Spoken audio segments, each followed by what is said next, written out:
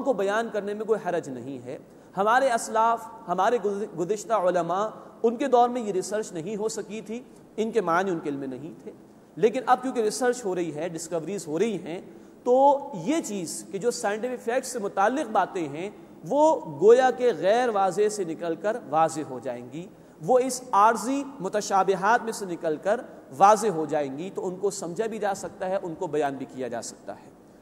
اس کے بعد اہل ایمان کی بڑی پیاری دعا بیان کی جا رہی ہے، کیونکہ جو لوگ متشابہات میں پڑ جائیں وہ گمراہی کی طرف چلے جاتے ہیں۔ فرمایا اہل ایمان کی دعا کے ضمن میں ربنا،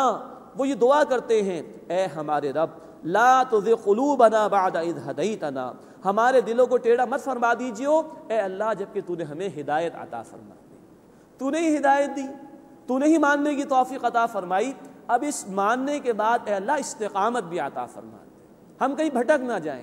ہم کہیں متشابہات کے چکر میں نہ پڑ جائیں، ہم کہیں عقل کے فتنے کا شکار نہ ہو جائیں، ہم کہیں نفس و شیطان کے فریب میں نہ آ جائیں۔ ربنا، اے ہمارے رب، لا تزغ قلوبنا بعد اذ ہدیتنا، ہمارے دلوں کو ٹیڑھا مت فرما دیجیو بعد اس کے کہ تو نے ہمیں ہدایت عطا فرما دی، وہب لنا من لدنک رحمہ، اور ہمیں اپنی جناب سے، اپنے پاس سے رحمت عطا فرما، انک انت الوہاب، بے شک تو سب سے بڑھ کر عطا فرمانے والا ہے۔ یہ ہے اہل ایمان کا طرز عمل۔ ہدایت کلیتاً اللہ کے اختیار میں ہے، اور ہدایت اس بات کا نام نہیں کہ ایک دفعہ مل جائے یا حاصل ہو جائے، بلکہ بندے کو ہدایت پر ہدایت کی ضرورت ہے، مرتے دم تک ہدایت کی ضرورت ہے۔ اس لیے ہر آن اللہ کے حضور جھکنا چاہیے، ہر آن اللہ کے حضور اپنی یہ دعائیں رکھنی چاہیے کہ اللہ جب تو نے ہدایت عطا فرما دی تو اس پر استقامت بھی عطا فرما، ہمارے دلوں کو ٹیڑھا ہونے سے محفوظ فرما دے۔ ربنا، اے ہمارے رب، لا تزغ قلوبنا بعد اذ ہدیتنا، ہمارے دلوں کو ٹیڑھا مت فرمائیو بعد اس کے کہ تو نے ہمیں ہدایت عطا فرما دی، وہب لنا من لدنک رحمہ، اور ہمیں اپنی جناب سے، اپنے پاس سے رحمت عطا فرما، انک انت الوہاب، بے شک تو سب سے بڑھ کر عطا فرمانے والا ہے۔ ربنا، اے ہمارے رب، انک جامع الناس لیوم، بے شک تو لوگوں کو جمع فرمانے والا ہے اس دن، لا ریب فیہ، جس کے آنے میں کوئی شک نہیں ہے۔ یہ خوف اہل ایمان پر طاری رہتا ہے، اس لیے وہ اللہ کی ہدایات کے تابع رہنے کی کوشش کرتے ہیں، وہ خود قرآن کے تابع رہنے کی کوشش کرتے ہیں، نہ کہ یہ کہ قرآن کو اپنے تابع کر لیں،